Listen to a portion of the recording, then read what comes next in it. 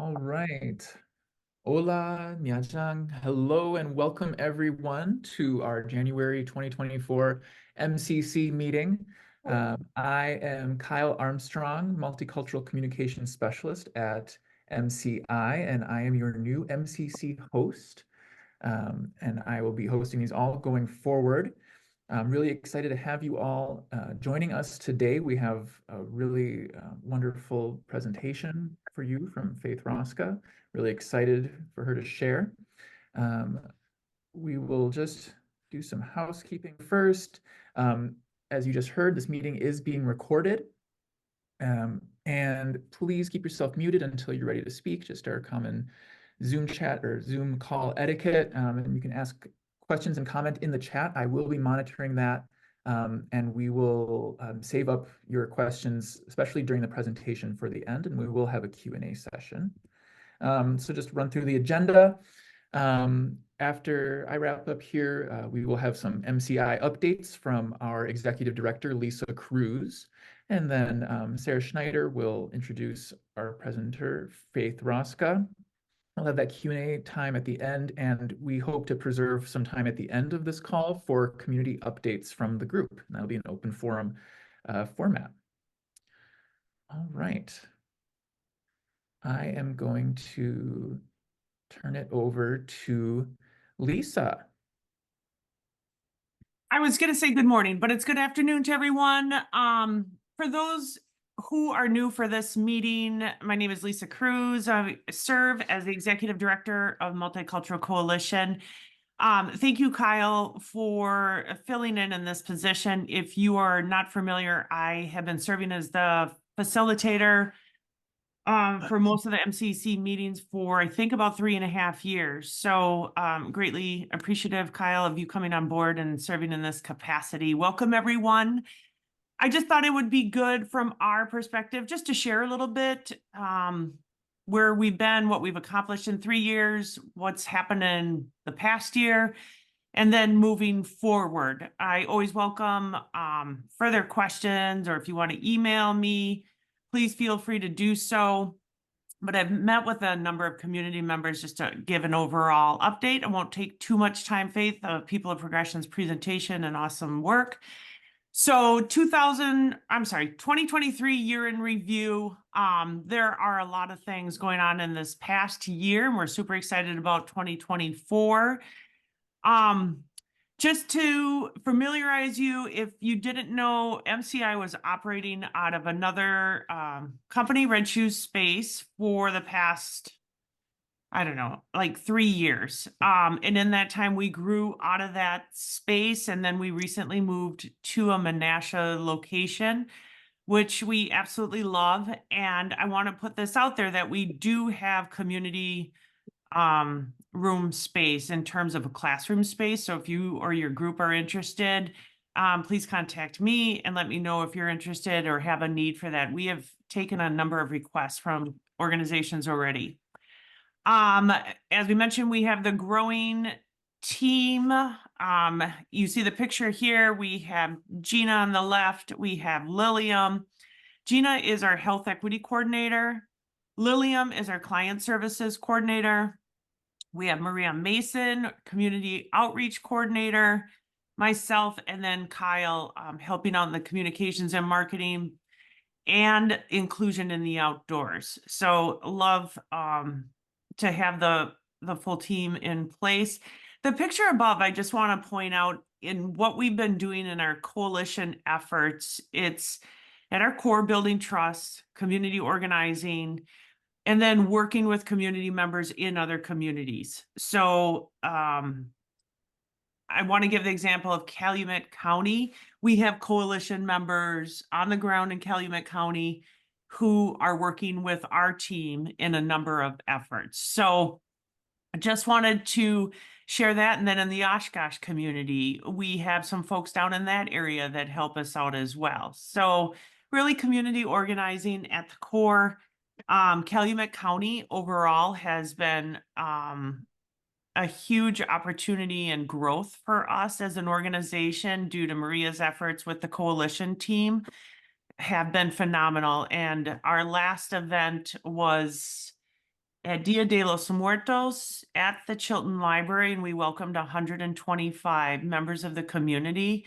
And we basically took over the library, and it was phenomenal to just look around and see all the people there as well. Connie, oh, there you go. And then just to give you kind of an impact, have distributed over 15,000 diapers. So the diapers are always a need as well.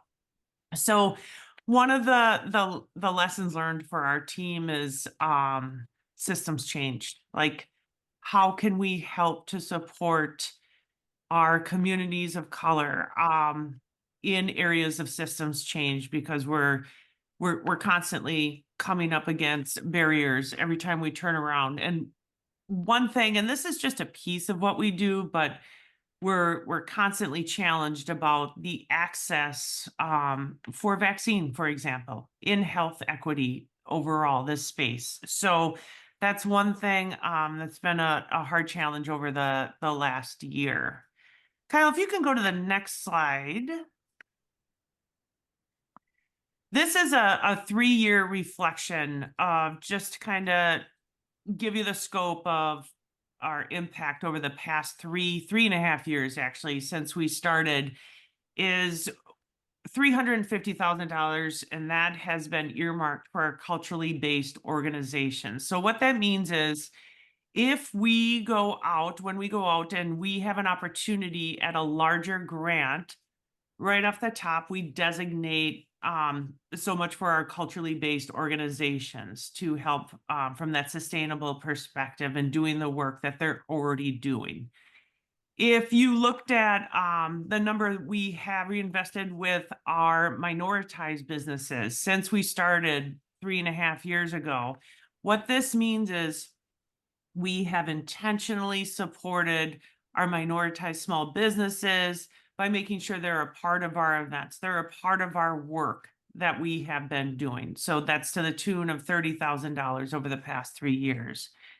The vaccines given, if you're looking at that space, when we first started with our pop-up vaccination, which is now steamrolled into health and information events, we have distributed or given more than 2,000, and this actually number needs to be adjusted, but more than 2,000 vaccinations. This includes our team being on site with many of you on this call, many of our culturally based organizations during the height of the pandemic when masks were mandated, and going out and being where the community feels safe and providing barrier-free vaccinations.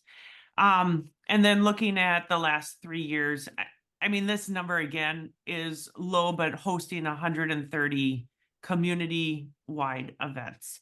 So just to give you an indication of impact, and then we have a lot of conversations about direct outreach. So we have a growing list of what we term Friends of Multicultural Coalition in terms of fulfilling and serving in that basic needs area, but then looking at how can we help support systems change? How can we do this differently to get different impactful results? I think you're good, Kyle. And then just a couple of things to note for 2024. Love the beans, Kyle. We have started walk-in hours here at MCI, at our space downtown Menasha. So does this mean we are going to stop going out to people's homes, families' homes, going to other spaces? Absolutely not. But if this is just one more space that we can have and offer services, we are going to do that. Services and referrals to many of our culturally based partners, to many of your organizations. How can we work hand in hand to just make sure there's another layer of safety in our community? So that continued outreach will continue well into 2024. We're going to have, again, that focus on Chilton, Calumet County. We're looking at frequent, consistent on-site hours there too as well. And then we're looking at community garden space. We have a program right now that is the Urgent Needs Program, specifically focused on food security. And this means we have, again, all these great resources. How can we systematically change or disrupt the system and figure out a new way to make sure the food is going to the families and individuals who need it? So, there are a number of barriers in place to accessing food, going to pantries, asking for IDs. So we have a community-based meeting every other month. If you're interested in being a part of that, please let me know. And then, as I mentioned, coalition building in Calumet County, and I would add also Winnebago, specifically Oshkosh as well. And we do continue to serve a number of our newcomers or refugee families in this area. So in addition to working with all of our culturally based partners. So thank you for your time this afternoon, just to go through a few of the things. I thought it was important that this group have this touch base because, as Kyle mentioned in one of the slides, this committee is literally where the work started 3.5, almost 4 years ago. Thank you. Kyle, you're on mute.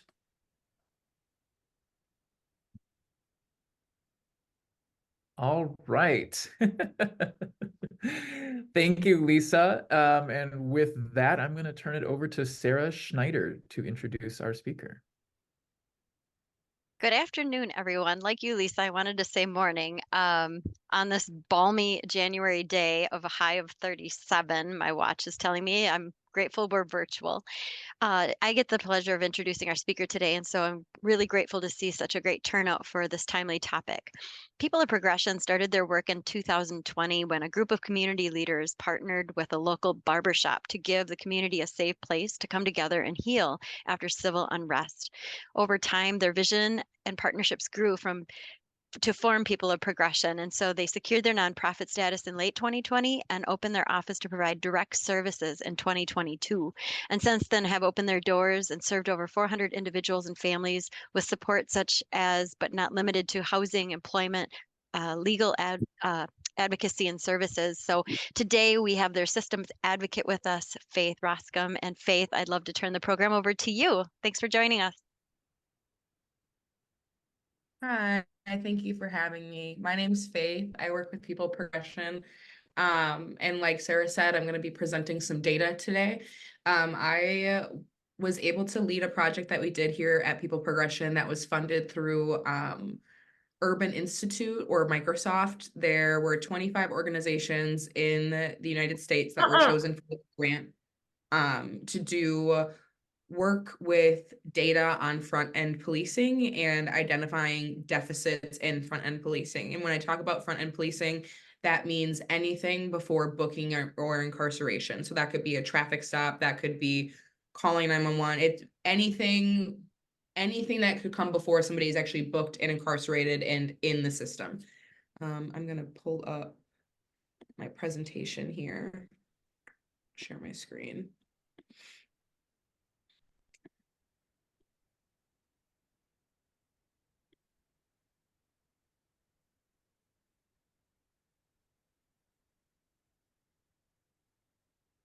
Okay. All right. So what we were looking at was disproportionate rates of contact or interaction between Outagamie County Police Departments and African Americans. And when I say Outagamie County Police, that does include the Outagamie County Sheriff's Office, but it also includes every police department that would be under Outagamie County jurisdiction. So it's all of those departments, including Outagamie County Police Department or Sheriff's Office, excuse me. Next one. Okay. So this first set of data that we're going to be looking at actually was not analyzed by me. It was actually analyzed by one of our consultants from UW Oshkosh, Matt Ritchie.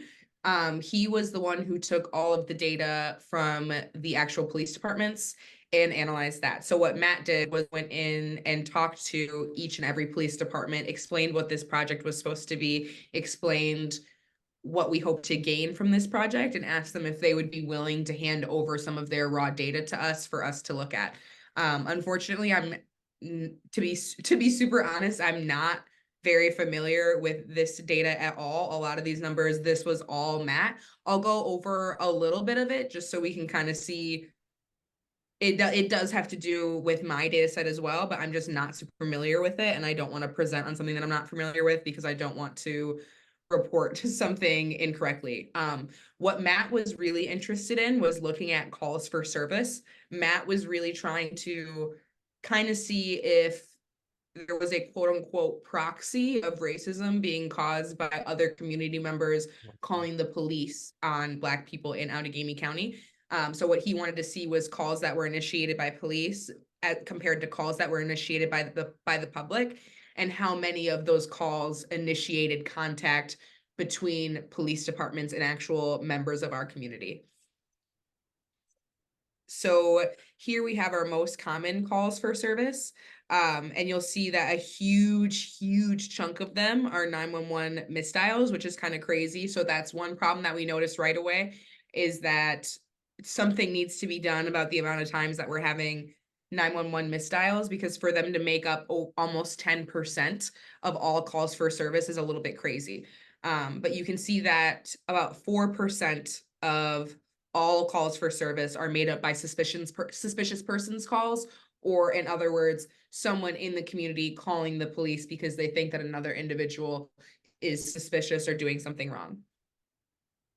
So, and you can also see that these suspicious persons calls lead typically to less tickets and arrests than other calls for service.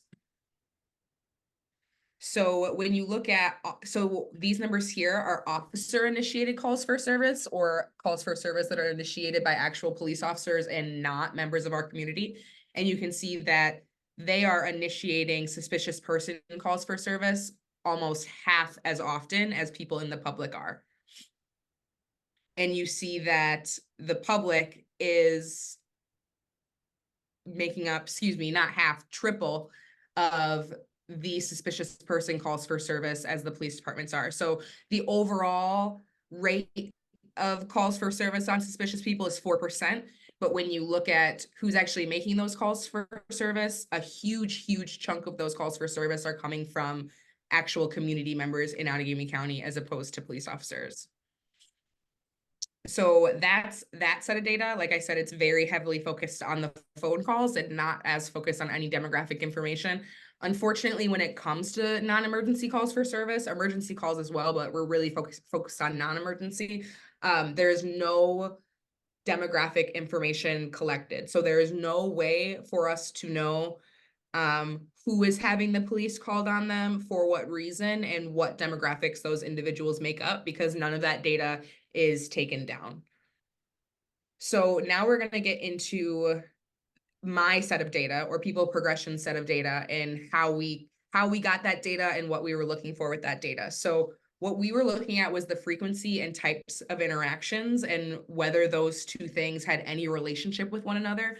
We were looking at thoughts or opinions on policing in Outagamie County. We surveyed 101 individuals, and we really worked to collect a representative sample of Black individuals in Outagamie County. And when I say that to mean that we didn't conduct all of our surveys at the same time in the same area with the same people. So we went to Black-owned businesses. We surveyed both owners and customers, POP staff and volunteers. We surveyed the general public at POP events and also just out in public. So there were days that I just kind of walked up and down College Avenue or went to the mall and just surveyed people as I was seeing them. That way we could really get an even spread of individuals and opinions and experiences. If I could go back and do anything differently in collecting this data, I think I would give myself more time to survey Black people from kind of the more rural areas like Seymour, Kaukauna. We did have a couple individuals from those areas that we were able to survey. It's just to be super frank, it's very difficult to find Black people that live in those areas while you're in those areas, because there isn't as much of a community built in those places to tap into. So like I said, if I could do anything differently, I think I would have strategized a little bit more on how to collect more data in those rural areas.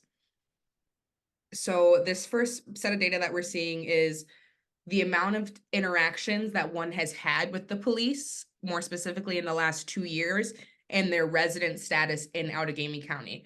So you're seeing that people who have interacted, who have had 0 interactions with Outagamie County police, have a pretty even spread of residency status. You're seeing that most people who live in Outagamie County full-time have interacted with police departments 1 to 3 times, which is very average. It's pretty typical. Usually those instances that you're going to see are going to be traffic stops. People who have had 4 to 6 interactions in the last 2 years are only full-time residents. 7 to 9 times typically is going to be a full-time resident. And the only individuals that we had who have had more than 10 interactions have been full-time residents. So there's still a little bit of interaction with individuals who aren't full-time residents here, but understandably, we're seeing that the most of this data is coming from people who do live and work in Outagamie County full-time. So what we're looking at here is the circumstances that led to this interaction. So you're gonna, like I said before, you're going to see that most of these interactions are going to be traffic stops, right? The average person who has interacted with police departments, it's probably going to be a traffic stop. All of these other instances, these percentages also are not going to add up perfectly to 100% because people were able to choose more than one answer. So you're seeing that the majority have been traffic stops, the least have been walking down the street. The biggest difference between traffic stops and all of these other data points is that while at my home, while outside, walking down the street, another person in the community called the police on me while out with friends. Most of these circumstances where you're seeing interactions are going to be caused by a call for service being made, if that makes sense in the way that I'm saying it. Typically, if you're being approached by a police officer in any of these instances, it is because a call for service has been made and it has to be fulfilled. Excuse me. So these questions are a little bit different. These were put on a scale to rate to which you agree or disagree with different statements about policing in Outagamie County or about just the general attitude in Outagamie County. So the statements that we had were the police should reform their policies on transparency. Police in Outagamie County contribute to the safety and protection of marginalized groups in the county. Outagamie County is a welcoming community for people of color. There is a good relationship between the community in Outagamie County and their respective police forces. I feel safer around police departments in Outagamie County.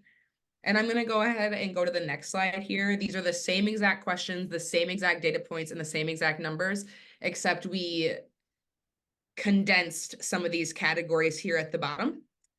So instead of having all of these different categories, we just have these 3, which is agree, disagree, ambivalent, or agree.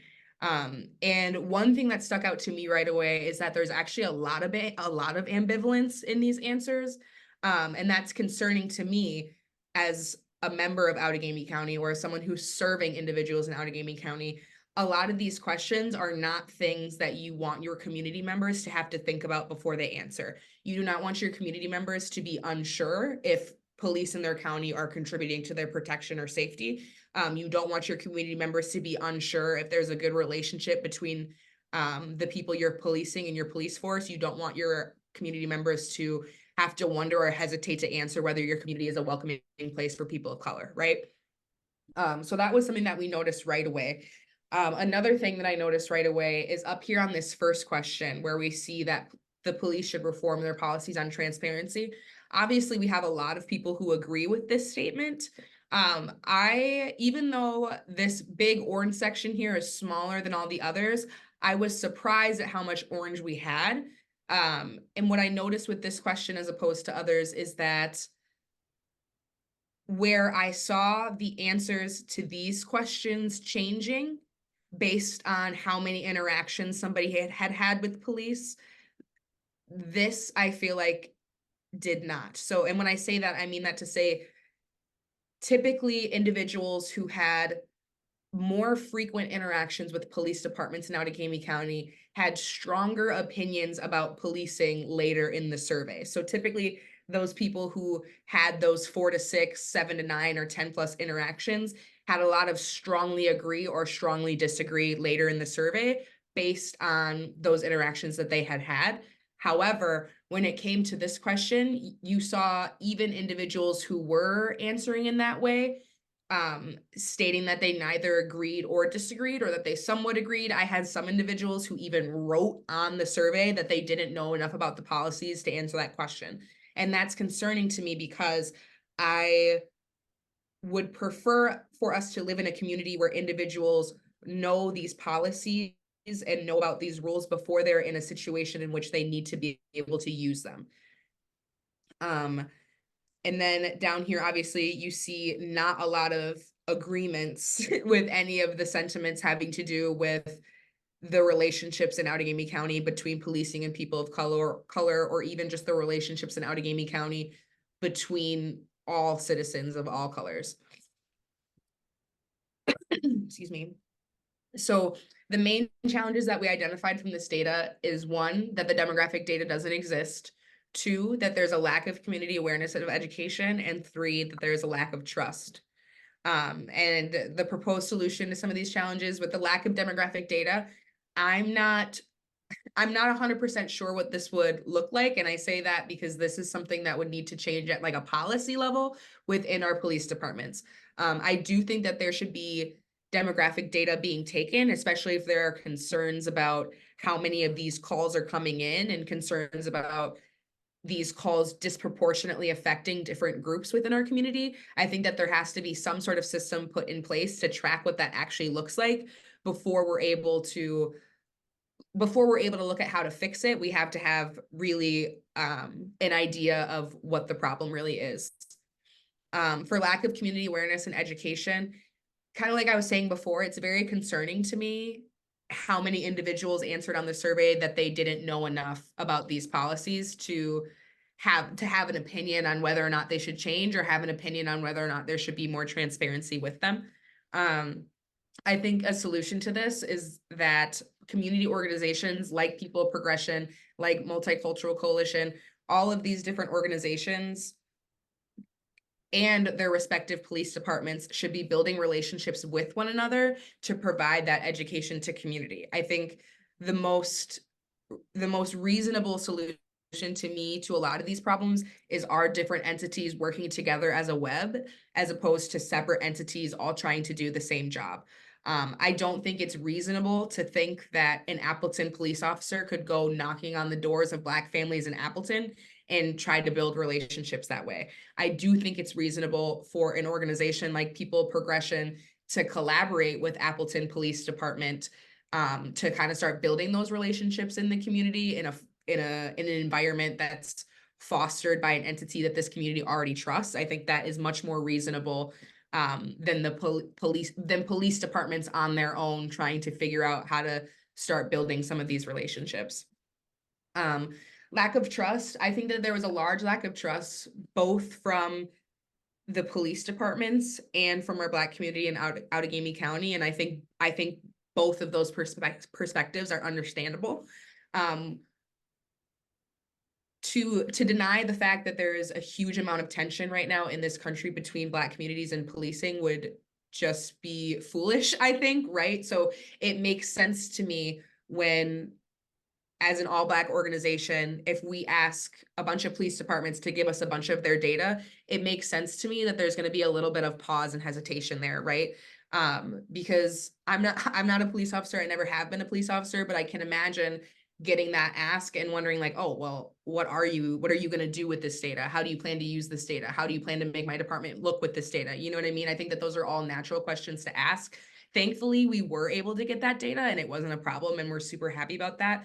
But it was not as easy as just calling and asking for it. We had to have our criminal justice consultant go in and kind of do it on our behalf. Like I said, I'm so happy that we were able to get that data, but you can still definitely feel that there's a little bit of tension there. As well as in trying to prepare for the December 1st event at Boobles. For those of you who were there, we were able to have a panel of 4 different community members who had interactions with police in Outagamie County who wanted to talk about them. Trying to find individuals for that panel was not easy at all. Everyone that I asked told me no. So everybody who sat on the panel, they were individuals who had contact with police and had experiences with police and wanted to talk about them. But if you know POP pretty well, all of those individuals are also involved with POP in some capacity, whether it's they volunteer for us or they're just more involved with us and we know them better than just a community member that we're surveying, right? So all of those community members that I surveyed who had these experience, who I asked if they wanted to be on the panel, told me no, and that it was not worth it, even with a pay incentive. And I don't say that to say that you should automatically say yes when there's being money dangled in front of you. I'm just saying that it's very telling when you have community members who are actually unwilling to talk about these interactions that they have had in public because they don't think it's worth whatever consequences may come to them. Yeah, so that is the data presentation. I would love to hear any questions or comments. Thank you so much, Faith. Doing this kind of research and analysis and presenting these findings out to the community is not easy. I know firsthand, and to put everything out in front of the public can be really, really challenging. So I appreciate your work on this. Is a really important topic.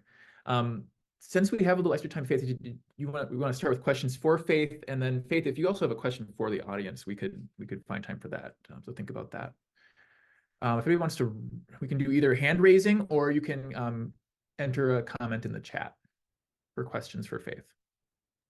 Oh, there actually are some in the chat. Yeah, the first one, let's see. The first one we've got from Rana. Did Faith interview Africans from Africa with Black churches in the immediate area? There are many, and they have had different experiences. I did interview a few African individuals. I did not actually tap into the Black churches in the area, but I'll keep that in mind for next time. But yes, I did interview both Africans and African Americans. Thank you for that question, Rana. I would be interested to see I would be interested to see both sets of data next to each other with Africans and African Americans now that I'm reading that comment. I hadn't thought about that before.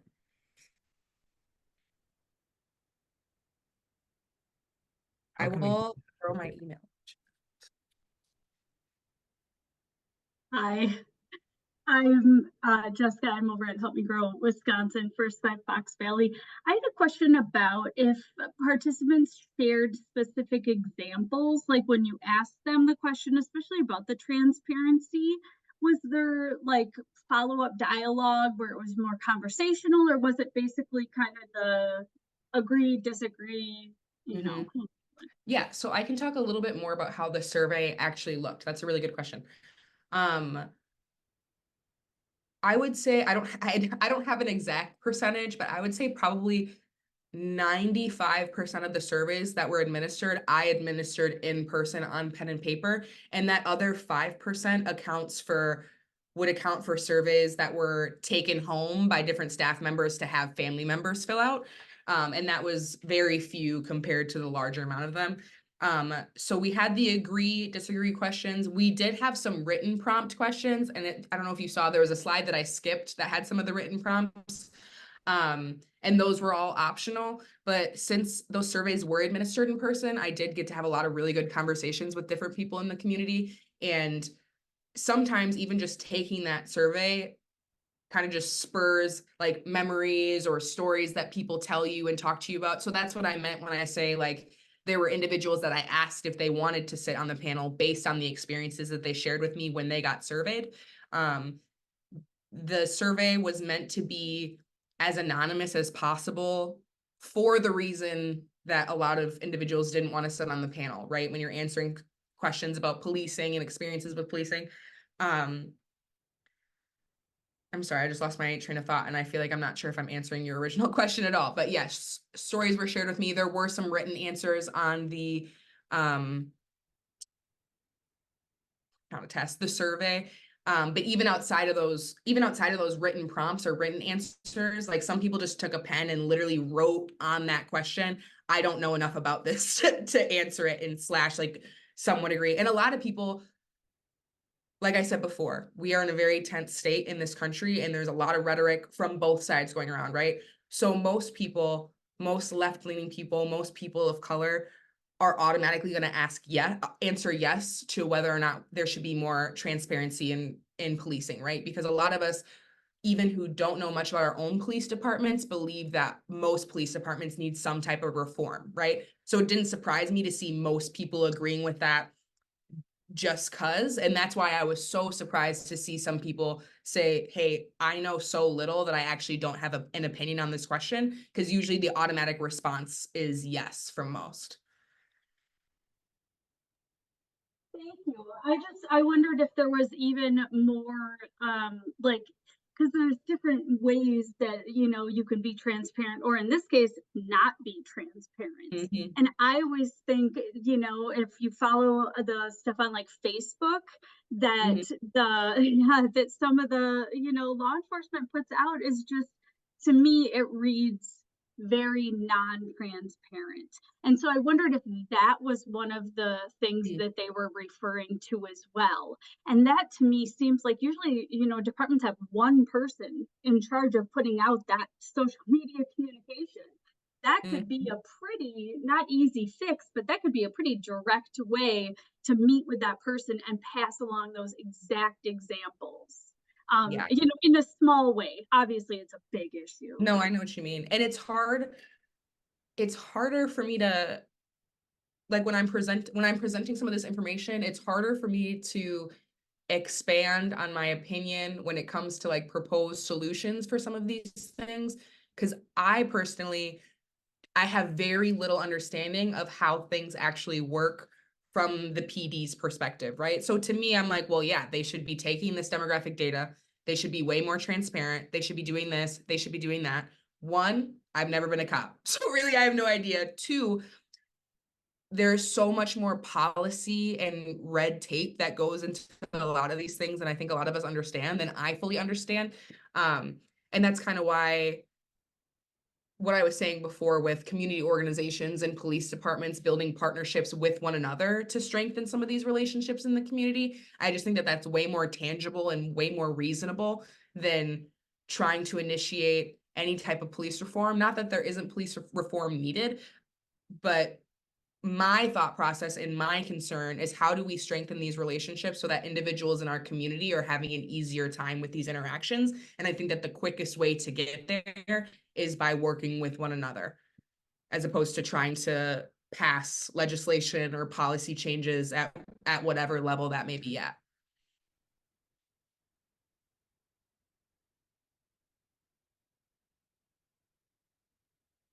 We've got a question. How do you think language and cultural barriers factor into encounters and outcomes? I think anytime there is a difference in language or culture, no matter who is interacting, you're going to have a more difficult time, and you will leave those experiences with a completely different experience than the other person that you just shared that experience with, based on your own culture or your own language, what you do understand, what you don't understand, maybe what comes off as rude or not polite to you, but isn't necessarily rude or not polite, and that's on both ends. Did you share this data with Outagamie PD, and how did they respond? Yes, we did. So we did, we had that original presentation at Boobles on the 1st, and then I was able to meet with one of the legal committees in Outagamie County, and it does seem like different departments are very interested in building these partnerships. That data may be collected but not shared. To explain some of the laws, I think this is happening. That makes a lot of sense, Rana. Yeah, I think Carolyn has a question. Thanks so much, Faith, for your presentation and for all the work you've done on this. As you're sharing the stats on the survey responses, that, you know, in some cases in responding to, like, if being in the presence of Outagamie County Police makes people feel safe, it seemed to make more people feel unsafe than safe. And pretty striking to think about if we compare that to the majority population. So I wondered if you'd consider doing comparative surveys. You know, taking the survey data you have from African American and African folks and then comparing that. Just for the so that when, especially for the police themselves to review that, to understand like, this is the gap, you know, between this many folks from the majority population feeling that they're safer or having positive interactions versus not. Like this stands on its own, even without comparison. And I wonder if it might, how it might be useful to also add that comparative data. No, that makes a lot of sense in the way that you're asking it, and I thought about that as well. Unfortunately, we didn't have the capacity to do that with this project, but I do think it would be very interesting moving forward to see them next to one another. Especially when it's all like this wasn't a nationwide survey, you know what I mean? So it's more interesting to me when it's all individuals from the same area talking about their general opinions. Whereas if you took that data set maybe from like a state or a national level, it's not that that data doesn't mean anything, but it's not going to be able to help you do anything because there's nothing specific that you can work with. I would love to see data sets from all demographic groups. Like we were only focused on Black individuals in Outagamie County, and those experiences are still going to be different from Middle Eastern individuals in Outagamie County, Latino or Latinx individuals in Outagamie County. You know what I mean? I would be very interested to see all the different sets of data. Yeah, great point. Thank you. Yes, and Rana, I'm seeing your message. We actually did have a consultant from Lawrence University to help out. That individual just didn't happen to be one of the people analyzing data. Faith, you mentioned that you saw some variation in responses based on their interactions with the police. I'm wondering if you saw any other breakdowns of data, if you collected any demographic data from your participants, and if you saw any differences when you sliced and diced. I would say the biggest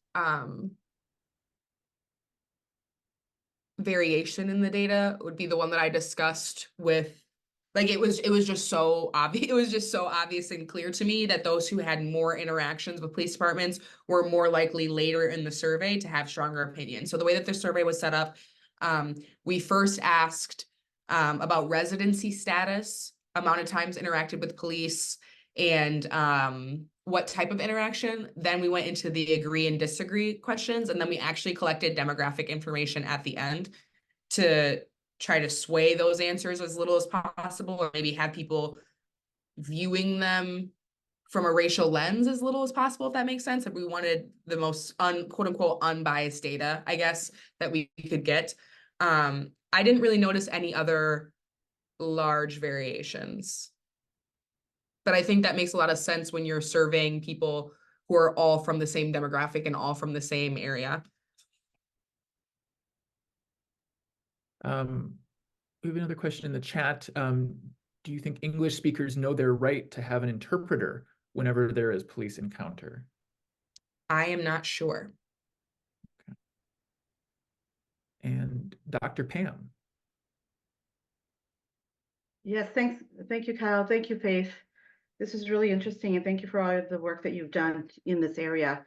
I guess my thought is this, you know, this is really important information that we gather, and whenever we go to our communities of color and we encourage them to give us information, they also have certain expectations of, you know, where is this going and what's going to happen with this information. And I guess my question to you is, what were the thoughts behind when Pop was doing this? What was your thought about taking this out, doing this survey, having these conversations? You know, what were you thinking that you would do with this? And then how can we support you, right? To continue this conversation, to continue these pieces in here, so that for those who have the courage to answer those questions, for those who have the courage to speak up and say something, that it was done with the intent that we're going to do something about it, and not just to say something and nothing happens, right? Yeah, I totally see. Yeah, I totally see where you're coming from. And that's why it was so important to us to make the survey as anonymous as possible in the way that people were answering it. And that's why we actually had our long answer questions as optional, in case somebody maybe didn't want to be identified by talking about their specific experiences or whatever the case may be. And that's also why I mentioned before, I administered all of those surveys one-on-one in person. It was very important to me.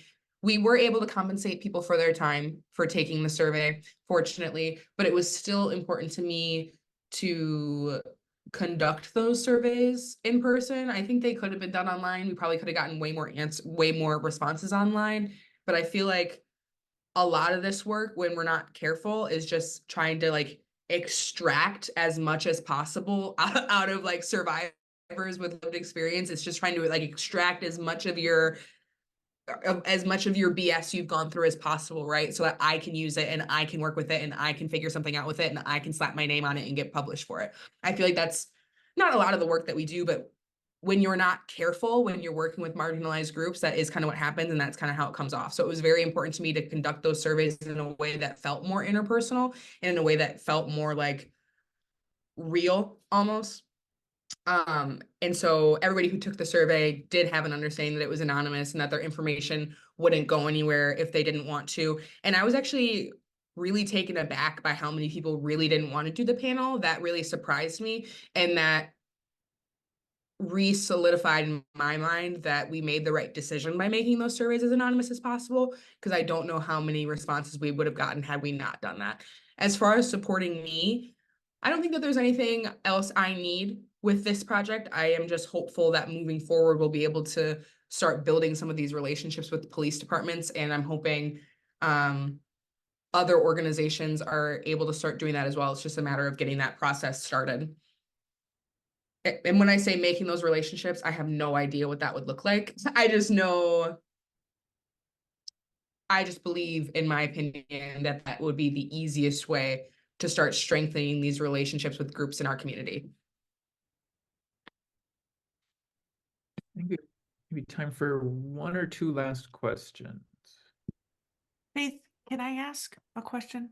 Yes, go ahead.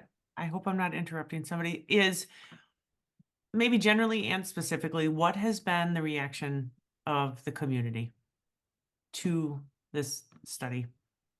The individuals that I surveyed were very interested. I mean, maybe not in like the entirety of the project, but they were very interested to be taking the survey and to hear that work like this was being done in our community. I had very positive reactions from individual survey when I was just explaining what the project was and what we were hoping to gain from the project. It seemed like people thought that it was something that was really needed in this area.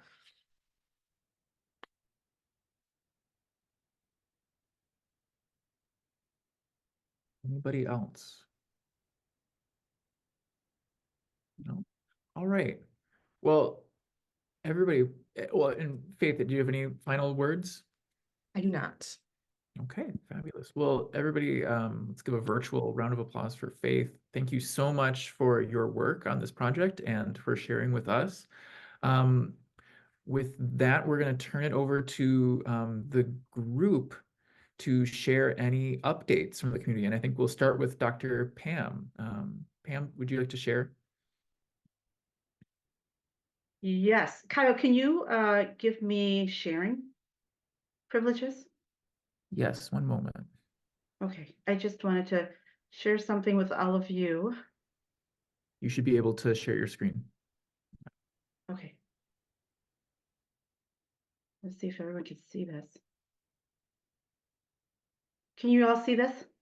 Yep, Okay, just wanted to share with all of you that this coming Wednesday, we are going to have an event at the PAC with a young lady coming in to do some acting around this book, The Late Homecomer Among Family, kind of memoir, reflecting on the refugee experience and all of that. And if for some of you, if you remember this, the Appleton Public Library had brought the author, Gaukalia, in at one point and did a book read with this. So we are having her come here, not Gaukalia, but this actor coming in, and she's going to be doing this presentation. They have two presentations that they're doing for the schools through the education series, but we are going to have a community event with her in the evening on the 31st.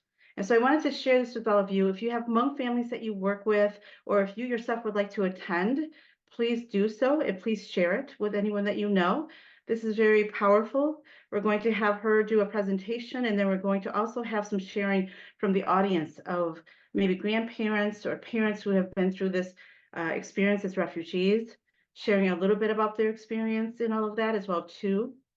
So it's really formulated around the whole theme of identity, which is the theme of the PAC this year, is everything that we're bringing in is about identity and the identity piece. So I just wanted to share that with all of you. If you're interested, please RSVP. We're just asking for RSVP because we're going to provide some refreshments before the show. I just want to make sure we have enough for everybody. But even if you don't RSVP and you have time that day, please come and join us. And share it with your Hmong families that you work with or anyone that you know that might be interested. That's it. Thank you. Thank you, Dr. Pam. And just to clarify, there will be a couple other nights of a performance at the PAC, right? Am I understanding correctly? No, Or is it just one this night? is through the education series. So they usually do day shows for the schools. So the majority of the audience is going to be schools. They usually bring the education series in for schools. And so there's going to be a lot of schools from everywhere coming in during the day on the 30th and 31st. And then they were able to give us a community night with them because originally they were just coming in to do the day shows. So they would be able to do a community, and we want to bring our Hmong community there as well as, you know, anyone else in the general community can join us as well. Okay. Well, it sounds like it'll be a really, really good event to go to. So thank you, Dr. Pam. Connie Rathers shared an Esther listening session. Connie, do you want to say anything about that? Sure, thank you, Kyle. Yeah, for anyone who doesn't know, Esther is faith-based community organizing, and we're doing some strategic planning for the future. And in order to do that, we want to get as many voices as possible to find out things. Some of the questions that we're going to be talking about are, what have you observed or experienced that is making it difficult for you or others to thrive in our community? What needs to happen? How can we work together? It's from 4:30 to 6. You do need to register on our website because we have a good reason for people to come. Free pizza. That is always a good reason for people to come. It is. So for both the late homecomer, or the performance at the PAC, and for this Esther listening session, RSVP, so that they can know how much food to order. Always helpful for hosts. Anyone else have any community updates? This does not have to be for a specific event. Yeah, Rana has a good point. So we'll throw out MCI, has been and continues to be looking for winter clothing donations. Winter gear could be coats, boots, mittens, hats. We are seeing the need for those supplies, and it's flying off of our shelves. We appreciate any of those donations. You can come directly to our office on First Street in Menasha, or feel free to reach out to any of our staff and we can facilitate that. We would really appreciate that. Mia. Hi, everyone. Thank you so much, Faith, for your presentation and for facilitating this opportunity for all of us to learn more. My name is Mia. I work for Extension for Outagamie and Winnebago counties, and Extension is partnering with the Personalized Reentry Services organization, My Way Out, in April. And we're going to host several community dialogues and video screenings. And I'll be sharing more details. We're still finalizing times and dates, but just know that that's coming up. You can learn more by subscribing to Extension's newsletters, either Outagamie and Winnebago counties. But I just wanted to share that with this group. Mia, could you share the way that they can sign up for that in the chat? I will put in the website for, we'll do Winnebago County Extension, just because we don't have the details out yet, but I will put in the website, yes. Okay, thank you, Mia. Can I throw out one more thing? No, Lisa, you can't. We are experiencing a number of families with food insecurity. So we are looking for rice and beans. So I'm just going to throw that out to the universe. I know we have some additional calls to make, but anything in that regard would be super helpful as we go out and meet with families. Thank you. And rice cookers. 100%. We're always looking for rice cookers. You would not believe. Yeah, rice, beans, and rice cookers, please. We appreciate it. Well, what kind of rice and what kind of beans? Do we have any specifics, Lisa? When I say beans, it's mostly like dried beans of any sort, lentils, etc. And I am drawing a blank on the type of rice. It could be jasmine, I think. But don't quote me on that. So it is jasmine. Okay, jasmine rice and dried legumes, dried beans. We would appreciate those donations.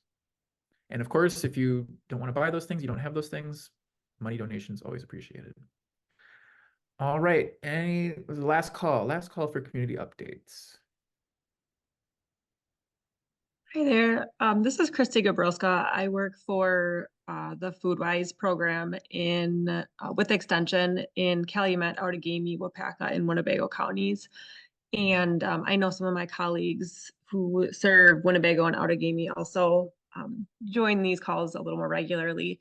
But I just, interestingly enough, sat in a conversation yesterday in Calumet County about expanding access to our programming within the Latino community. And so really excited to hear the work that has been done and is happening in Calumet County, and would love to be a part of future conversations. I know that there used to be a community health educator within the public health who sat on these meetings and no longer is in that role. So we would love to just kind of have that connection that I think she had in the past. And I can put my contact information in the chat, but would love to be a part of those conversations in the future. Thank you, Christy. Yeah, please put that info in the chat and we will connect you with Maria, our Calumet County Coalition team lead. Yeah, Thank you. Love to.